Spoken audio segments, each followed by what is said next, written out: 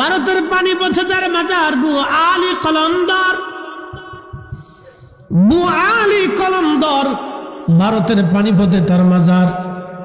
বু আলী কলমদর রহমাতুল্লাহ আলাইহি যখন গেলেন হিন্দু রাজা, তিনি বললেন মুসলমান দরবেশে দেশে রাখা যাবে না, তাড়িয়ে দিতে হবে।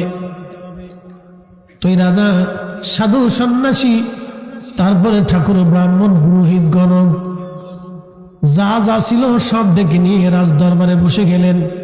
সবাইকে বললেন যে কোনো ভাবেই ফকিরকে তারাই দরবেশকে তাড়াইতে হবে। তো সাধু সন্ন্যাসী ব্রাহ্মণ ঠাকুর যারা ছিলেন তারা তো মন্ত্র সাধন করে, তো তারা তাদের সমস্ত মন্ত্র সাধন করিয়া শক্তি দিয়া আল্লাহর অলি বু আলী কলমদরের উপরে নিক্ষেপ করলেন।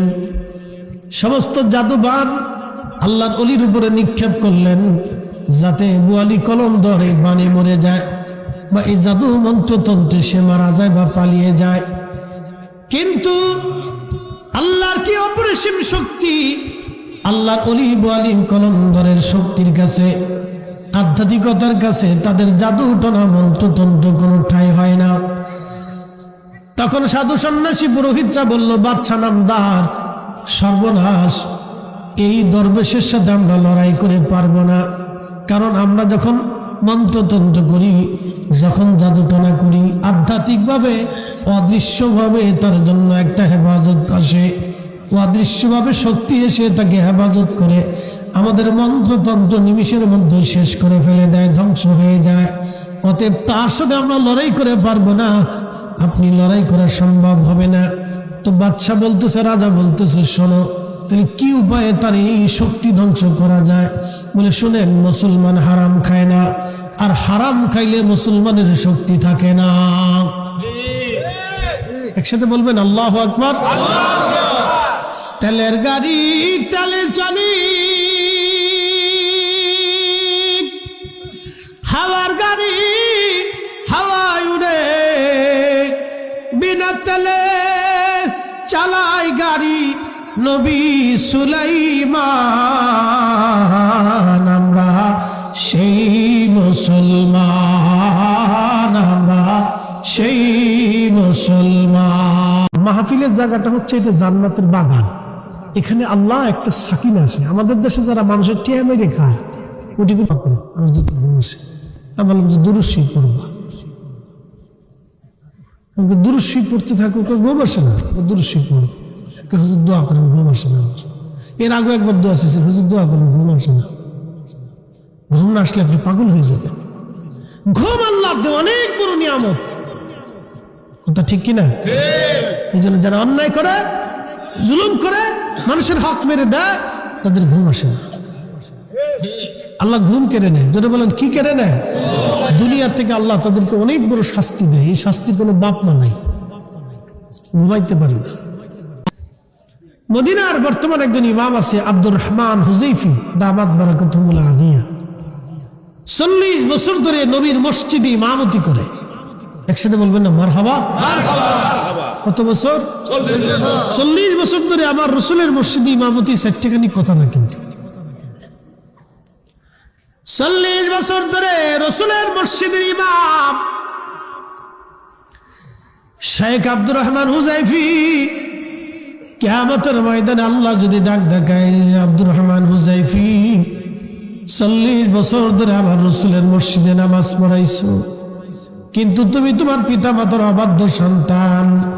আব্দুর রহমান হুযাইফির 40 বছরের নামাজ বিফল হবে। শুধু হুযাইফি না, পৃথিবীর সব ইমামদের নামাজ বিফল হবে। কথা বলেন ঠিক কিনা? ওগো মা, তুমি এ ধরনের শ্রেষ্ঠ নিয়ামত, তোমারই পদতলে রয়েছে জান্নাত, তোমারই পদতলে রয়েছে জান্নাত। আজকে একটা মাসলা বলে দিয়েছি। দাদা হুজুর কেবলাকে যখন আনতে পাকুড়িয়া গেছিলেন, তখন তার আব্বা আম্মারে একটা কথা বলছিলেন যে আপনার এই সন্তানের সমস্ত আপনার যত হক আছে সব ক্ষমা করে দিয়ে আমাকে দিয়ে দিতে হবে। আরো জোরে বলেন, জোরে জোরে। আপনার সন্তানের আপনার যত হক আছে সব মওকুফ করে দিয়ে আমাকে দিয়ে দিতে হবে। আপনি বুঝতে হবে হুজুর কেবলার প্রত্যেকটা কথা কাজ জীবনে যদি গবেষণা করেন একবারে সম্পূর্ণ শরীয়তের আদলে কমপ্লিট ছিল। হুজুর কোরআন সুন্নাহর ভিতরে ছিলেন, আমরা বাহিরে চলে গেছি, কথা কর না কেন, ঠিক কিনা? হুজুর কিন্তু কোরআন সুন্নাহর ভিতরে ছিলেন, আমরা কি হয়ে গেছি? বাইরে চলে গেছি। আপনি হুজুরের দোষ দিতে পারবেন না, আমার পীরের দোষ দিতে পারবেন না। সব উনি কোরআন সুন্নাহর ভিতরে ছিলেন, নকশবন্দিয়া মুজাদ্দিদে কোরআন সুন্নাহর ভিতরে, কিন্তু আমরা বাহিরে চলে এসেছি, কথা ঠিক কিনা? আমরা বাইরে চলে আসছি, কিন্তু তরিকা কোরআন সুন্নাহর ভিতরে।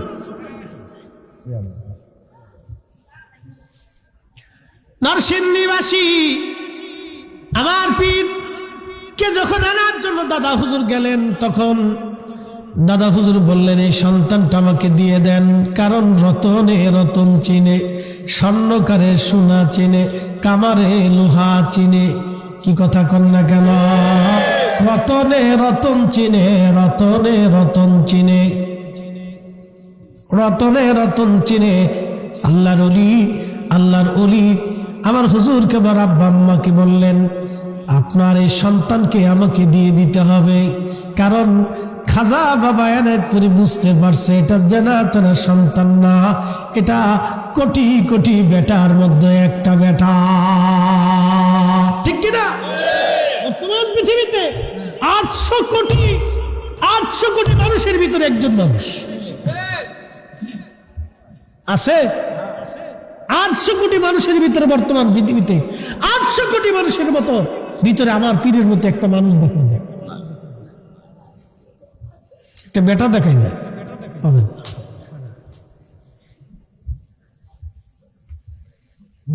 বেশি রাত হয়ে গেল না? সারা রাত আজকে চলো, অসুবিধা। আগে তো আমরা যে ব্রিজ হয়েছে দেখে আসা গেছে, আগে তো নৌকা দিয়ে আসা যাচ্ছে, তাই না? সারা রাত ধরে জিকির ফিকির করে ফজরের সময় গেছিলাম। গাছজালি কই প্রয়োজনে 2 বেলা তারপর করুন, চলুক না, অসুবিধা দেখি খাইয়া প্রয়োজনে আবার শুরু করবো, যা করে খুদা সব আল্লাহ ইচ্ছা না। বেশি রাত করবো না, শুধু আপনাদেরকে বুঝাই। দেখেন কত বড় শরীয়তের পাবন্দি ছিলেন। বলতেছে আপনার সন্তানকে, আপনার যে হক আছে, পিতামাতার একটা হক আছে না সন্তানের প্রতি, কি আছে না? এখানে বাবা মা মারা গেছে, কার কার একটু হাত উঁচা করুন তো আমার মতো, সবাই আবার উঠায় না। যার বাপ মা মারা গেছে, একজন না একজন মারা গেছে, হাত উঠান। আহা, হাত না মান, তার মানে এখানে 100%-এর 99% লোকেরই বাবা মা কেউ না কেউ মারা গেছে, কথা ঠিক কিনা? তাহলে এখন বলেন বাবা মা কি হক পায় না? কি আপনি বাবা মা মরে গেছে বিদায় কি শেষ হয়ে গেছে? না, এখনো একটা হক পায়, অরিজিনাল হক। আল্লাহ রাসূল বলছেন সর্বপ্রথমে দোয়া, দোয়া, দোয়া, দোয়া। কি কথা কর না কে? কি পায়? কি পায়? কি পায়? এই দোয়া পায় বিদায় হুজুর কেন শিখাই দিয়ে গেলেন। মাগরিবের নামাজের পরে 2 রাকাত নফল নামাজ, ফাতিহা, ফজরের পরে ফাতিহা, এশার পরে নফল নামাজ, যোহরের পরে নফল নামাজ পড়ে পড়ে বাবা মার জন্য দোয়া করা। কি কথা কর না কে? হক আদায় করতে হবে, এই হক শিখিয়ে দিয়ে গেছি। যাকে বলছি হুজুর কোরআন সুন্নাহর বাহিরে না, আমরা চলে এসেছি বাইরে, ঠিক কিনা? হুজুর ঠিকই ভিতরে ছিলেন, আমরা বাইরে চলে এসেছি, এটা আমাদের দোষ, আমরা বাইরে চলে এসেছি। নরসিংদীবাসী মনোযোগ দিবেন। আল্লাহর ওলি বলতেছে আপনার সন্তানটাকে আমাকে দিয়ে দেন, কারণ কিছু ওলিরা জন্মগত ওলি। মারহাবা কান, আমার পীর জন্মগত, জোরে কন না কেন? আরো জোরে। 10 বছর বয়সে নিয়ে আসছে। কত বছর বয়সে? 10 বছর জন্মগত ওলি, জোরে বলেন। জন্মগত ওলি, আল্লাহর ওলি রতনে রতন চিনে ফেলছে, নিয়ে এসে বলতেছে এটা আমাকে দিয়ে দেন, কিন্তু দিয়ে দিবেন শর্ত হলো আপনি মা এবং বাবা হিসেবে সন্তানের প্রতি আপনার হক আছে, আপনি এই মুহূর্তের সমস্ত হক থেকে আপনি তাকে মাফ করে দিবেন, যে আপনি সন্তানের প্রতি আর কোনো হক আপনি রাখবেন না।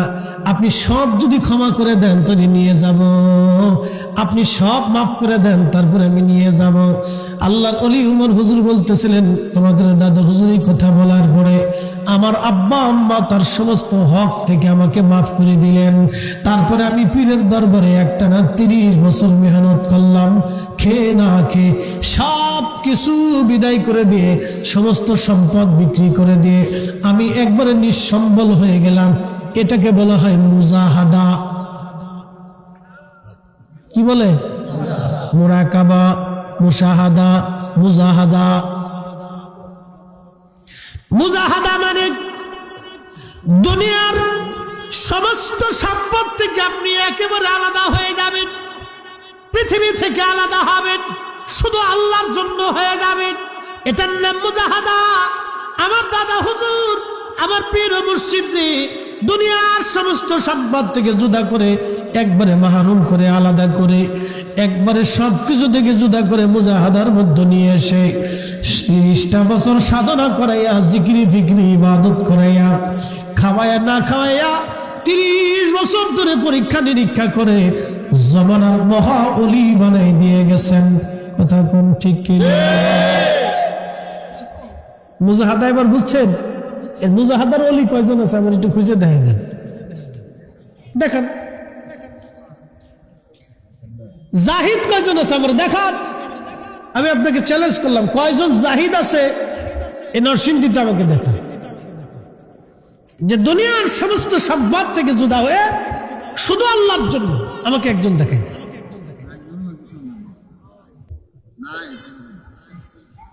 সমালোচনা করা যায় ভাই, গালি দেওয়া যায়, ভণ্ড বলা যায়, কিন্তু কাজের বেলায় ঠনঠনা ঠনঠন।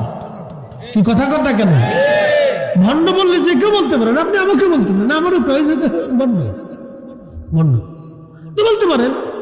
আপনার মুখের স্বাধীনতা আছে, বললে তো আর আমি কি তা করবো? আমি তো আর আপনার গালি দিতে পারি না, কারণ আমি তো আলেম। গালাগালি করার তো আল্লাহ আইন দেই নাই। বলতে পারেন, তো বলে ফেলছেন, আর কি করার আছে? আমি মুস্কি হাসি দিয়ে চলে আসতে হবে। মুস্কি হাসি দিয়ে চলে আসে ছাড়া তো আর আমি কি গন্ডগোল করবো? বলছে, বলে ফেলছে, তার মুখ দিয়ে সে বলে ফেলছে। কারণ মানুষের জবান তো বন্ধ রাখা যায় না। এই যে পাশে কি নদীর নাম কি? হ্যাঁ, মেঘনা নদীতে যদি বাংলাদেশ সরকার ইচ্ছা করলে বাদ দিব তো দিতে পারে। নদীরে বাদ দিয়ে বন্ধ করা যায়, কিন্তু মানুষের জবান বন্ধ করা যায় না। এটা বন্ধ করা যায় না। তা আপনি বলে ফেলছেন, বলতে পারেন, আর কি করার আছে? বলি তো ফেলছে, বেশি কিছু তো কর নাই, কইছেন তো কইছেন যে তো আমার হাত খুশি যায় নাই, ঘড়ি খুশি যায় নাই, শরীর খুশি যায় নাই, আমার শরীরে গন্ধও হয় না, তো বলছেন, বলে ফেলছেন। এই জন্য অলি হতে হলে মুজাহাদার দরকার। এই মুজাহাদার অলি পৃথিবীতে খুব কম আছে, খুব কম পাবেন। মুজাহাদা সবার নসিবে হয় না। এই মুজাহাদা করেছিলেন দাদা হুজুর। এই মুজাহাদা করে এমন তাসকিয়াতুন নফস করিয়েছেন যে মুরাকাবাতে বসলে সব ক্লিয়ার, পর্দা থাকতো না, কোনো পর্দা থাকতো না। এই জন্য হুজুরের জীবনের কোটি কোটি লক্ষ লক্ষ কারামত আছে। কথা কন না কেন? লক্ষ লক্ষ দোয়া আছে। মানুষ গেছে, হুজুর আমার এই সমস্যা, মেয়ের বিয়ে হয় না, তো হুজুর একটু মুরাকাবা করে বলতেন, বাবা সোমবারের দিন একটা পাত্র আসবে, ভালো ছিল। একসাথে বললেন আল্লাহু আকবার। এটা খুলে গেছে মুজাহাদা করার কাজ। পেট বেড়ে খাইয়ে যদি আল্লাহরে পাওয়া যেত, এত লাভ হয়ে যদি আল্লাহ পাওয়া যেত, ব্যাঙে আল্লাহ আগে হইত, বেশি লাভ হয়। কি কথা কর নাকি? পেট বেড়ে খেয়ে যদি আল্লাহ পাওয়া যেত, গরু আল্লাহ আগে হইত, গরু বেশি খায়, পেট বেড়ে খায়, খাওয়ার সময় খুব খায়। ঘুমাই কিনা? হ্যাঁ, থাকবে না রে, থাকবে। হ্যাঁ, হয়েছে না, জোরে জোরে হাত হচ্ছে না রে, থাকবে। আল্লাহ ফরিদপুর তরিকা নকশবন্দি মুজাদ্দিদ আর তাকবীর। মাশাআল্লাহ। না, তুমি হচ্ছে কি, আপনারা তো গ্রামের মানুষ না, পরিশ্রম করলে এই 10টার পরে এমনিতেই ক্লান্তি আসে। নরসিংদীবাসী মনোযোগ দিবেন, জুরাইজের কথা বলছিলাম। আল্লাহর মহান একজন ওলি যুবক জুরাইজ, নবীজি বলতেছিলেন উম্মতরে, মা বদদুয়া করে চলে গেল, আল্লাহ আমার জুরাইজকে কোনো বেশ্যা, পতিতা নারীর, কোন পতিতা নারীর, খারাপ নারীর অভিযোগ না দেওয়াইয়া, অপমান না করাইয়া আমার জুরাইজকে তুমি মৃত্যু দিও না। আল্লাহর নবী বললেন, সঙ্গে সঙ্গে আল্লাহর দরবারে দোয়া কবুল হয়ে গেল। ওই এলাকার একটা রাখাল ছিল, গোলাম, সে গোলামি করত, কৃতদাস ছিল। তখন মানুষের কেনা বেচা চলতো, কৃতদাস। ওই কৃতদাস রাখালি করে বেলাইতো, মাঝে মধ্যে জুরাইজের খানেকার পাশে এসে রাত্রিবেলা ঘুমাইতো, আর উট দুম্বা গরু ছাগলগুলি চড়ে বেড়াইতো, রাত্রিবেলা ঘুমাইতো। আর ওই কৃতদাস রাখালের সাথে ওই এলাকার এক স্বাধীন নারীর সাথে সম্পর্ক হয়ে গেল। একটা পর্যায়ে তারা জেনা করলো, আর ওই মহিলাটা অন্তঃসত্ত্বা হয়ে গেল। জেনা করার কারণে ওই নারীটা অন্তঃসত্ত্বা হয়ে গেল। অন্তঃসত্ত্বা যখন হয়েছে, তখন এলাকার মধ্যে জানাজানি হয়ে গেল, অমুকের মেয়ে অমুক জেনার কারণে অন্তঃসত্ত্বা হয়ে গেছে। তখন সমাজ তাকে ডেকে নিয়ে মাতব্বর সর্দাররা বলে, মেয়ে তোমাকে কে এই অন্যায় কাজ করেছে, কে তোমায় সর্বনাশ করেছে? মেয়েটা তখন বলতে পারে না, কি করবে সে? তখন সে গোপনে রাখালের সাথে যোগাযোগ করলো, রাখালকে বলল, রাখাল বলো, তুমি তো আমার দ্বারা সর্বনাশ করে ফেলছো, আমি অন্তঃসত্ত্বা হয়ে গেছি, এখন বলো আমি কি করব? যদি তোমার কথা বলি তাহলে তোমাকেও মেরে ফেলবে, আমাকেও মেরে ফেলবে, কারণ তুমি একটা কৃতদাস আর আমি একজন স্বাধীন মহিলা। তখন কৃতদাসদের কোনো মর্যাদা ছিল না সমাজে, এদেরকে মানুষ মনে করতো না, গরু ছাগলের মতো মনে করতো। এবার ওই রাখাল কৃতদাস ডাক দিয়ে বলতেছে, স্বাধীন নারী, এখন কি করবা? যদি আমার কথা বলো আমিও মারা যাব, তোমাকেও লোকেরা মেরে ফেলবে। যদি বাঁচতে চাও একটা উপায় আছে। বলে কি উপায়? ওই যে দেখো, আমি যার খানেকার পাশে রাত্রিবেলা মাঝে মধ্যে ঘুমাই, সে বিরাট বড় বুজুর্গ জুরাইজ, লোকেরা তাকে খুব আদর করে, মোহাব্বত করে ভালোবাসে। তুমি বলবা জুরাইজ তার খানকার মধ্যে নিয়ে তোমার সঙ্গে জেনা করেছে, সেই জেনার কারণে তুমি অন্তঃসত্ত্বা হয়ে গেছ। মার দোয়া কবুল হইছিনি? কথা কন না কেন? এই পতিতা মহিলা, নিকৃষ্ট মহিলাটা পরপুরুষের সঙ্গে জেনা করলো। আহা, এই নারীর কথা বলার, এই নারীটা তখন রাজি হয়ে বলল, হা, জুরাইজের কথা বললে মানুষ আমাকেও বাঁচতে দিবে, তোমাকে বেঁচে যাবা, জুরাইজও বেঁচে যাবে। তখন লোকেরা জিজ্ঞেস করলে, মহিলা তুমি বলো, কে তোমার এই সর্বনাশ করেছে? ঠিক তখনই এই মহিলা ডাক দিয়ে বলল, যারা তোমরা যাকে অলি মনে করো, বুজুর্গ মনে করো, এই জুরাইজ তার খানেকার মধ্যে নিয়ে আমার সঙ্গে জেনা করেছে, এই জেনার কারণে আমি আজ অন্তঃসত্ত্বা হয়ে গেছি। বলে, বলো কি জুরাইজ নিয়ে এই কাজ করছে? বলে, হা, তোমরা তো তারে অলি মনে করে যাও। যুবকরা লাঠি সুটা নিয়ে জুরাইজের খানকার উপর আক্রমণ করে আগুন ধরে পোড়াই দিল, খানকা ভেঙে ফেললো, জুরাইজকে ধরে নিয়ে আসলো, লাঠি দিয়ে পিটাইতে লাগলো। জুরাইজ ডাক ডাকে, যুবকরা আমাকে কেন মারো? বলে, তুমি ভণ্ড প্রতারক, অমুক নারীর সঙ্গে তুমি জেনা করেছো, সে অন্তঃসত্ত্বা হয়ে গেছে। জুরাইজ ডাক ডাকা, যুবকরা রে, আল্লাহর কসম করে বলে আমি তাকে দেখিও নাই, কোনোদিন চিনিও না। কথা তো সত্য, কথা তো সত্য। এখন কেউ বিশ্বাস করে, কেউ করে না। এক মহিলা এসে যদি এখন স্টেজের কোনার দ্বারায় কয়, ফরিদি হুজুর আমার সাথে অকাম করছে, এর ভিতরে কেউ চিন্তা করবে যে হুজুর মানুষ তো করতেও পারে। একদল বিশ্বাস করবে, আরেক দল করবে না, এটা হতেই পারে না। কি কথা কর না কেন? এখন এটা নিয়ে কি হবে? না ডকুমেন্টসে চলো, কোথায় ডিএনএ টেস্ট হবে, সত্যি যে আমি জানা করছি কিনা, ঠিক আছে না? এখন তো এই সিস্টেম আছে যে ডিএনএ টেস্ট হবে, পরীক্ষা নিরীক্ষা হবে, বেশি কিছু একটা সিস্টেম বের করার সুযোগ আছে। কিন্তু তখন তার এগুলি ছিল না, তখন তো এগুলি ছিল না। জুরাইজ তো বিপাকে পড়ে গেলেন, হায় হায় হলোটা কি, জীবনে কোনোদিন এই নারীকে দেখলাম না, এই নারীর সাথে আমি জেনা করলাম, লোকেরা ধরে নিয়ে গেল, বিচারে বসেছে হাজার হাজার মানুষ। বলেন তো ইজ্জত আছে না গেছে? হ্যাঁ, ঘুমাই কেনা, হ্যাঁ, জিম দেওয়া যাবে না, ইজ্জত আছে, ইজ্জত গেছে। মার বদ্ধ কি কবুল হয়েছে? হয়েছে নি? হয়েছে। কত বড় বুজুর্গ দেখেন, তারপরে মার বদদোয়া কবুল হয়ে গেছে। সে কত বড় বুজুর্গ আমি বলতেছি, সামনে আরো আসছে, দেখুন আশ্চর্য হয়ে যাবেন যে কত বড় কারামতি করতেছে, কি পাওয়ার ছিল তার। তারপরে মার বদদোয়া কবুল হয়ে গেছে। ওগো মা, তুমি এ ধরনের শ্রেষ্ঠ নিয়ামত, তোমারই পদ তলে রয়েছে জান্নাত। গো মা, তুমি এ ধরনের শ্রেষ্ঠ নিয়ামত, তোমারই পদ তলে রয়েছে জান্নাত। আল্লাহুম্মা সাল্লি আলা, জবান খুলে, ঝিমঝুম দেওয়া যাবে না, জবান খুলে দেন। হ্যাঁ, ভিতরে বসে দেন, বাচ্চারা ভিতরে চলে আসুন।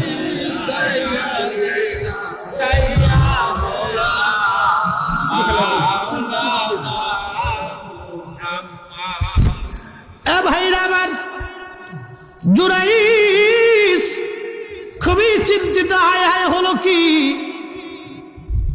সর্বনাশ হয়ে গেল আমার জীবনে, হলো কি। তখন মুরব্বীরা ডাক দে বলল, জুরাইজ তুমি কি জেনা করছো? জুরাইজ বলল, না, অবশ্যই আমি তার সাথে জেনা করি নাই, তারে দেখিও নেই, চিনিও না, জেনা কেমনে হবে বলো? মহিলাকে জিজ্ঞেস করো, নারী তুমি অন্তঃসত্ত্বা কেমনে বলো? মহিলা ডাক দিয়ে বলতেছে, দেখো, যারে তোমরা বুজুর্গ মনে করো, তার খানকার ভিতরে নিয়ে জুরাইজ আমার সঙ্গে জানা করছে, এই লোকেই আমার পেটে তার বাচ্চা। মহিলা নাসর বান্দা যে শিখাই দিছে। একটা কথা মনে রাখবেন, বেহায়া বিয়াদ্দব নারীদের কোনো শরম লজ্জা থাকে না। এই কথা কোন লেখা? বিয়াদ্দব বেহায়া নারীদের কোনো শরম লজ্জা, ও শরম লজ্জা নাই, এদের শরম লজ্জা থাকে না, এটা বচ্চরিত্র। এজন্য যদি বিয়ে করেন, যুবকদেরকে বলতেছি, তাহলে টিকটক বিয়ে করেন না। ঠিক আছে, করে তোরা হাত উঁচা করে জোরে খ, তোরা তো নিজেরাও টিকটক বানাস, এই বেলা ঠিক। মহিলাদেরকে বলতেছি, শুনে যান, ফুলা মানে এখন কই ঠিক, তার মানে সুলা কলা এটা কেউ পছন্দ করে না, বাজারে এর দাম থাকে না। নারীদেরকে বলতেছি, অত সুলা কলা না হইয়া মাথার থেকে পা পর্যন্ত পর্দা দিয়া নিজেরা ঢাইকে দেন, তখনই জীবনের শান্তি এবং সম্মান আসবে। কথা কন না, ঠিক কিনা?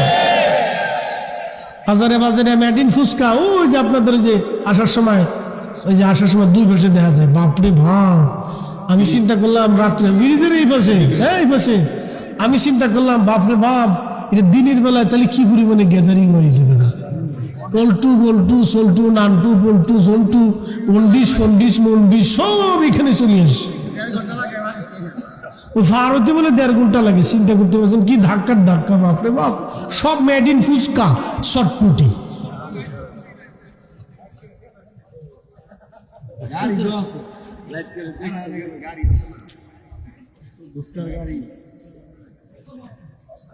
কষ্ট হইতেছে আপনাদের?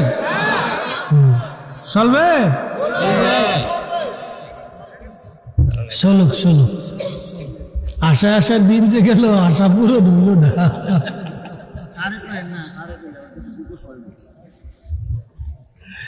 ভাই আমার,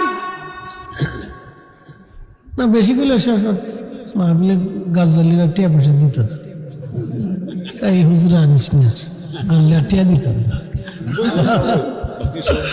গাছালি শেষ। কইলাম না, থাক খাক, ফুচকা খাক, যদ্দুর ভালো চটপটি খাক। অসুবিধা নেই, কোম্পানি আরেকটা তো খারাপ আছে। বলে কোনটা? বুঝেন নাই মনে হয়, মেড ইন গ্যাস্ট্রিক। ফার্মেসিতে যাইয়ে শেষে করতে হবে যে আমার একটা সার্জেল দিয়ে দে, চলবে, খাক। হাজিরিন, এই বাহায়া নারী কোন মতে জুরাইজের নাম বাদ দেয় না, লোকেদেরকে বলে হ্যাঁ উনি জেনা করছে। কি সর্বনাশের মধ্যে পড়ে গেল জুরাইজ, খুব চিন্তায় পড়ে গেল জুরাইজ। হায় হায়, বলে কি? বলে কি? জুরাইজ বলে দেখো সমাজ, আমি জীবনেও কোনোদিন তারা চিনি নাই আর দেখি নাই। সমাজ এবার চিন্তায় পড়ে গেল, হায় হায় কি করা যাবে? জ্ঞানী গুণী তো কম বেশি দু একজন আছে। তো একজন বলল, জুরাইজ বলো, নারীর তো সাক্ষী হচ্ছে ওই মহিলার পেটে বাচ্চা, আমরা তো বুঝতেই পারতেছি তার সাথে জেনা হয়েছে, যে কোনো হোক পুরুষ কর্তৃক সে এই জেনা হয়ে গেছে। তুমি করো বা আর একজনেই করুক, মহিলার সাক্ষী মহিলার পেটের বাচ্চা, সে তো অন্তঃসত্ত্বা হয়েছে, তার তো পেটে বাচ্চা এসে গেছে। এখন তুমি বলো জুরাইজ, তোমার কি কোনো সাক্ষী আছে কিনা? জুরাইজ ডাক দেয় বলতেছে, হ্যাঁ আমার একটা সাক্ষী আছে। বলে কি সাক্ষী? বলে আমার সাক্ষী হলো ওই মহিলার পেটের বাচ্চা। তখন জুরাইজকে লোকেরা বলল, জুরাইজ রে, মহিলার পেটের বাচ্চা তো মহিলার সাক্ষী, তোমার সাক্ষী কেমনে হয়? জুরাইজ তখন ডাক দেয় বলল, সমাজ, ওই মহিলার পেটের বাচ্চা প্রসব হওয়ার পরে আমি দুধের বাচ্চার কাছে জিজ্ঞাসা করব, আমি কি তার বাবা, আমি কি তার জন্মদাতা নাকি অন্য কেউ? লোকেরা বলল, জুরাইজ বলো কি, দুধের বাচ্চা কি কথা বলবে? জুরাইজ ডাক দেখা, হা আমি বললে কথা বলবে। না না, চিৎকার মেরে বলেন আল্লাহু আকবার। বনি ইসরাইলের নবীর উম্মতের পাওয়ার যদি এরকম হয়, আমার এই নবীর উম্মতের পাওয়ার আরো 70 গুণ। কথা কন না কেন? কত গুণ? কত গুণ? 70 গুণ পাওয়ার, 70 গুণ পাওয়ার, 70 গুণ পাওয়ার, 70 গুণ, 70 গুণ পাওয়ার। আমাদের এক এলাকার ভদ্রলোক 12 বছর কোনো সন্তান হয় না, হুজুর কেবলার কাছে নিয়ে গেছে। হুজুর বললেন, বাবা খেদমত করতে বলেন, সন্তান দেওয়ার মালিক তো আমি না, সন্তান ফয়সালা বন্টন হয় আল্লাহর দরবার থেকে। কে কয়টা সন্তান পাবে, কখন সন্তান হবে, এটা আমার হাতে না রে বাবা, এটা আল্লাহর দরবার থেকে বন্টন হয়। তবে বাবা তার জন্য হয়তো কোনো বরাদ্দ নাই, তবে খেদমত করতে বলেন, দেখি আল্লাহর পক্ষ থেকে কি ফয়সালা হয়।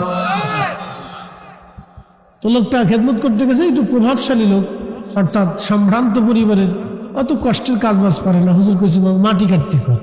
কি কাটতে কইছে? মাটি কাটতে। কি কাটতে? জোরে কর না, মাটি কাটতে। এখন তার কাটাকাটি নেই, যাকে আরাম টারাম পেয়ে যায়, নাক ডেকে ঘুমায়, এই জন্য কিছু পায় না। কি কথা কর না কেন? এই জন্য কিছু পায় না, ঘুমাই টুমাই একবার কিছু পাইলাম। ভাবেন কেমনে এত ঘুমাইলে? ভাবেন কেমনে? খালি পান খান আর কোনা খাঁচিতে ঘুরেন আর খালি খান, পাইলাম না। ভাবেন কেমনে? খাইতে হলে তো কষ্ট করতে হবে, পরিশ্রম করতে হবে। কি কথা কর না কে? মনোযোগ দেন। তো 3 দিন মাটি কাটতে গেছে, তো প্রথম দিন মাটি কেটে বেড়া কাহিল হয়ে গেছে। তো কাহিলে যাওয়ার পরে এরপরে হুজুরের কাছে বলেছে, হুজুর খেদমত ঘুরাই দিতে কর, মাটি কাটা পারে না। হুজুর ধমক দেখ, যান বাবা কাটতে কর, একসাথে কর না, মার হাবা। ধমক শুনে 2 দিন কাটছে আর আল্লাহ করছে কি বৃষ্টিও দিচ্ছে। তো বৃষ্টি হইলে পরে মাটি কাটা আরো কষ্ট না? কাদা টাদা দিয়ে হুলিয়া মাথা টাতা দিয়ে মাথা মধ্যে টাইমে শেষ। তো 3 দিন পরে হুজুর ডাকছে, ডাকার পরে কই, বাবা ওনারা ডাকেন তো, আল্লাহর পক্ষ থেকে সুসংবাদ আছে। আল্লাহর কসম, আমাদের এলাকা সুসংবাদ আছে। 3 দিন পরে লোকটাকে ডেকে নিয়ে আসছে মাটি কাটার ওখান থেকে, সারা গায়ে কাদা, হুজুর কেবলার সামনে দাঁড়াইলেন। হুজুর বললেন, বাবা, মুস্কি মুস্কি আসে, বাবা, সম্ভ্রান্ত পরিবারের ছেলে, কষ্ট হয়ে গেছে বাবা, আপনার পরিশ্রমটা আল্লাহর দরবারে মঞ্জুর হয়ে গেছে বাবা। 12 বছর আল্লাহ সন্তান দেয় নাই, আল্লাহর পক্ষ থেকে আপনার জন্য একটা সুসংবাদ আছে। বাড়ি চলে যান, আপনার স্ত্রীর সন্তান কনসেপ্ট হলে আপনি মিষ্টি নিয়ে দরবারে আসবেন। জোরে বলেন মারহাবা। সন্তান, বাচ্চা স্ত্রীর গর্ভে কনসেপ্ট হওয়ার পরে মহিলা, ওই লোকটা মিষ্টি নিয়ে চলে আসছে। হুজুর বললেন, বেটা, এরপরে সন্তান প্রসব হওয়ার পরে 6 দিনের দিন নিয়ে আসবেন, এই 6 দিনের দিন নিয়ে আসবেন, বেশি করে মিষ্টি নিয়ে আসবেন বাবা, একটা ছেলে আল্লাহ দেবে। সুবহানাল্লাহ। কি মারি যায়, কি দিব, ছেলে দিব কি, মায়া না ছেলে? পাওয়ার আসেনি? আল্লাহর সাথে কথাবার্তা হয়নি? আল্লাহর কাছ থেকে মেসেজ আসেনি? আসে। আমার মোবাইলে কি মেসেজ আপনি জীবনে দেখবেন না।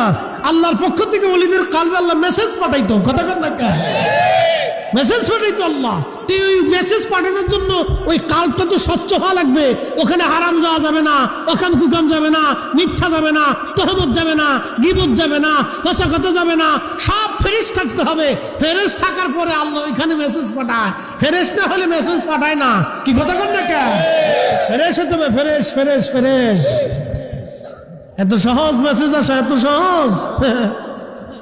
আল্লাহ এখানে মেসেজ পাঠাইতেন, ফ্রেশ হতে হবে, হালাল হারাম সব থেকে, আল্লাহ সব নাপাকি খারাপি ফসা গলা সব থেকে দূরে সরাইয়া ফ্রেশ হতো।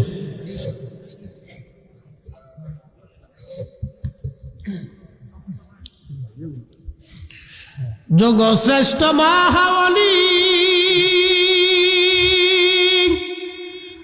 আমার মুর্শিদ মাওলানা,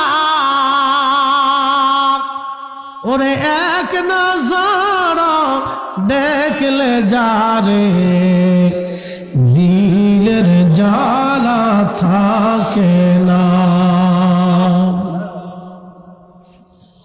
বন্ধু আমার, ঠিকই আল্লাহ একটা ছেলে সন্তান দিলেন। ছেলে সন্তানটাকে নিয়ে আল্লাহর বান্দা চলে আসছে, অনেক মিষ্টি নিয়ে আসছে। হুজুর কেবল একটা নাম রেখে দিলেন, চলে আসলেন। বন্ধুরে, এই জন্য বলে দিয়ে গেলাম, স্বচ্ছ দিল হতে হবে। এটার নাম মুজাহাদা। মুজাহাদা করিয়া দিলটাকে যখন স্বচ্ছ বানাই দিল, তখন এই কাপের ভিতরে তাকাইল, আল্লাহর ওলিরা অনেক কিছু জানতে পারতেন, বুঝতে পারতেন, ঠিক কিনা? মার বদ্ধ কি কবুল হয়েছে? হয়েছে নি? হয়েছে। কত বড় বুজুর্গ দেখেন, তারপরে মার বদদুয়া কবুল হয়ে গেছে। সে কত বড় বুজুর্গ আমি বলতেছি, সামনে আরো আসে, দেখুন আশ্চর্য হয়ে যাবেন যে কত বড় কারামত, কি পাওয়ার ছিল তার। তারপরে মার বদদুয়া কবুল হয়ে গেছে। একদিন যুবক নামাজে দণ্ডায়মান, ঠিক এমন সময় যুবকটির মা ঘরের দরজার মধ্যে ঢুকা দিল, বেটারে জুরাইস দরজা খোল, মা দুটি কথা বলবো। খোল দরজা, মা আসছি, মা কথা বলবো। তখন এই বুজুর্গ যুবক নামাজের মধ্যে চিন্তায় পড়লেন, হায়, একদিকে নামাজ, অন্যদিকে মা, একদিকে নামাজ, অন্যদিকে মা। মার ডাকে যদি সারা দিই, নামাজ ছেড়ে দিতে হবে। আর নামাজ যদি পড়ি, মার ডাকে সারা দিতে হবে। নামাজ যদি পড়ি, মা চলে যাবে। চিন্তা করলো, না না না, মা চলে যায় যাক, আমি নামাজ ছাড়বো না, মা চলে যায় যাক। এখন আপনাকে যদি বলি যে আপনি নামাজে দাঁড়াইছেন, ঘরের ভিতরে নফল সালাতে দাঁড়াইছেন, এমন সময় মা ডাক দিচ্ছে, যদি প্রশ্ন করি নামাজ বড় না মা বড়, আপনি জবাব দেবেন ফরিদি সাহেব নামাজি বড়। তাহলে এখন কার ডাকে সারা দিবেন, আল্লাহটা না মারটা? জোরে বলেন। ভয় পাইয়া কইতেছেন, শরম পাইয়া, চিন্তায় পড়িয়া, গবেষণা করিয়া? কার ডাকে? একসাথে বলেন, কার ডাকে? মার ডাকে। এখন যদি প্রশ্ন করি মা বড় না আল্লাহ বড়, তো জবাব দিন আল্লাহ বড়। তো নামাজ বাদ দিয়ে আপনি মাঠটাকে সারা দিবেন কে?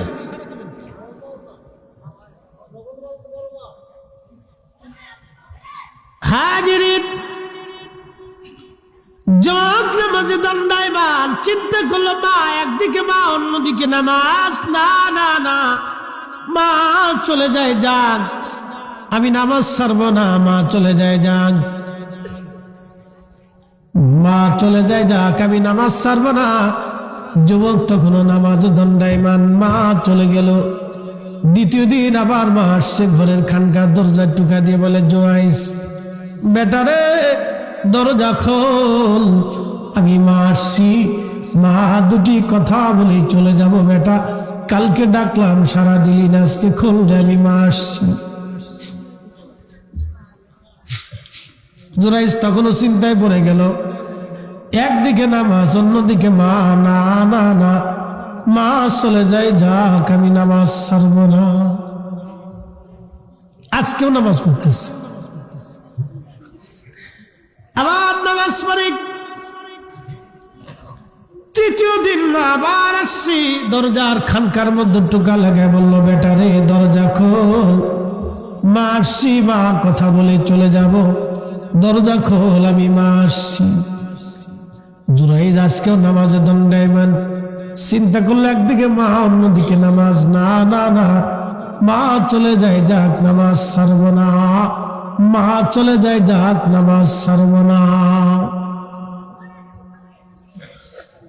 জুরাইজের মা তৃতীয় দিন ডাইকে যখন ছেলেরা পাইল না, তখনই দরজার সামনে দাঁড়ায় হাত বাড়ায় বলি, ইয়া রাব্বি, মাবুদ, আমি জানি আমার ছেলেটা বিরাট বুজুর্গ, কিন্তু আমি মা হয়ে তারে 3 দিন ডাকলাম, আল্লাহ আমার সন্তান আমার ডাকে সাড়া দেয় নাই, ইয়া রাব্বি, আমি মা হয়ে তারে বদদুয়া করে গেলাম, আমার জোরাইজ যত বড় ওলি হোক না কেন, আল্লাহ কোন জেনাকারিনী বেশ্যা মহিলার অপবাদ না দেওয়াইয়া, অপদস্থ না করাইয়া, অপমান না করাইয়া আমার সন্তানকে কিন্তু কবরে পাঠাইবা না।